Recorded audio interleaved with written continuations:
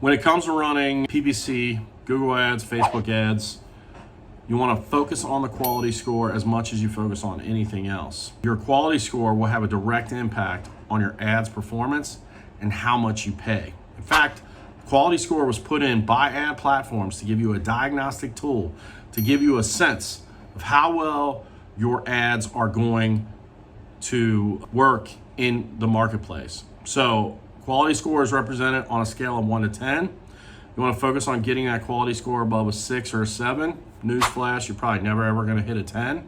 If you do, great. But the three things that affect quality score is your expected click-through rate. So how many times your ad is shown and how many people actually click on that rate. Ad relevance, how much the ad is relevant to the keyword that is being searched or the keyword phrase.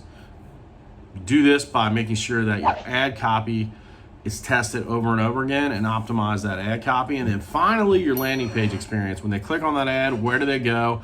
Does it answer the questions? Does it give them enough information to make them want to contact you, to hire you, to give you cash?